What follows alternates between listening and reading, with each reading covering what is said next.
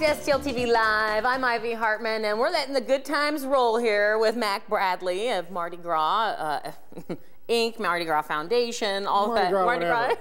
We just say Mardi Gras because in St. Louis, 14 different events take place here in the city that are associated with Mardi Gras. And this year, over a very short period of time. Which could be a good thing or a bad thing from your perspective. Well, it means I get 3 weeks of my life back at the end of the season since it's a very short season, so that's good. That is terrific. Yeah. Well, we talked a little about the Mayor's Ball taking place this Friday night. Right. And then Saturday is a huge thing. I think people from all over the state and the bi-state area come for the River City Grand Parade. Mm-hmm. This year, what's the theme? This year, so every year we have a parade theme that all of the floats, the crews that build their floats have to build something that conforms to the theme. This year's theme is comics. Comics, cartoons, things like that. So we've got some really creative, you're going to see some very creative floats on Saturday based around that theme, which is the River City Grand Parade is the biggest single-day event in the region. We draw people from all over the country actually come to St. Louis for this event. Hard to find a hotel room in downtown, which is a little unusual for February. Since there aren't, St. Louis posters hanging up in travel agencies with pictures of February all over the world. But we get people here for Mardi Gras, so that's good for the region, we think. There's about 130 entries, as I understand it, in the parade, and your Grand Marshal actually has a lot to do with the theme and tying it all together this year. Yes, I'm going to go out on a limb and say that this year is our very first Pulitzer Prize-winning Grand Marshal for the very exciting. Mike Peters, who is from St. Louis, he does the Mother Goose and Grimm comic strip that many people, I'm sure, are familiar with. He's going to be there, and I've heard rumors that Mother Goose and Grimm are also going to be there. Don't say anything. But I've heard that they're going to be in the parade too. So we're excited about that. Yeah, that's good. That's great. Okay, so the tricks though, for me, every time I've been down there, of course, STL TV has a front row seat. So that's not a problem. For those of you, for you guys, sure. For those of you who might be roughing it and trying to figure out how to navigate their way down to Soulard Saturday morning before step off at 11 a.m. or tell us more about shuttles, parking, what we need to know, the ins and outs. Yeah, it's actually very easy. Don't try to park in Soulard because you can't. There's a ton of parking in downtown St. Louis. Lots of places run shuttles to and from the neighborhood. Metro runs a great shuttle from the Civic Center Metro station by Scottrade down to Soulard all day long. It's $5.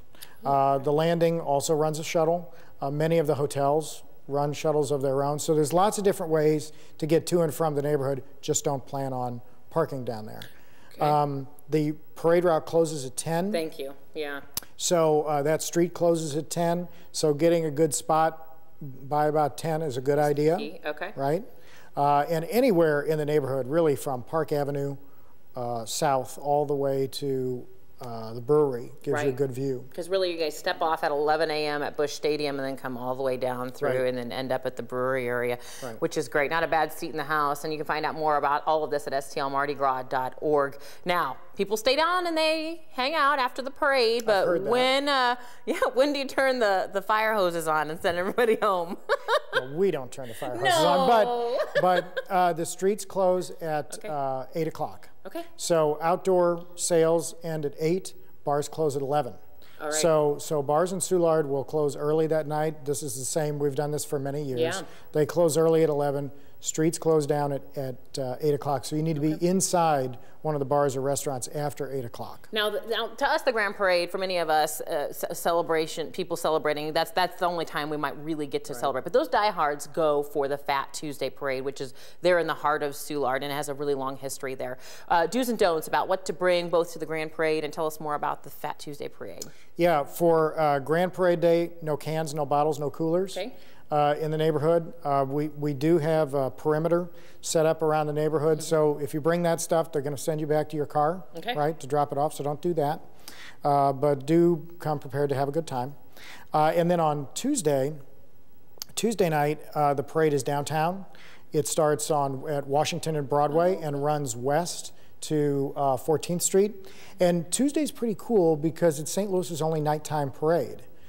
So what you see on Tuesday night is some of the best of the Saturday parade, but all lit up for a nighttime event, and particularly on Washington Avenue, which is just a beautiful street anyway. Yeah. So seeing this this parade ride by is very very cool. So that Lumiere Fat Tuesday parade steps off at 7 p.m. All right, so you can just get a nice seat on Washington Avenue. You can find all the details on what to bring, what not to bring, where to be, and when, all on stlmardigras.org. And don't forget, the Mayor's Ball is also taking place this Friday night, February 8th. You can still get tickets online at stlmardigras.org as well. And gosh, it's just going to be a full weekend. Not much sleep, but it's going to be a fun weekend. It will be fun. It'll be fun for all of St. Louis. And thank you very much for making it such a great celebration for all of us here in St. Louis and around the country. Well, you know, I really want to thank you for being here with STL TV Live, and we love to celebrate. So don't go anywhere, because we're going to just continue the celebration with vino expert STL wine girl Angela Ortman. So don't go anywhere.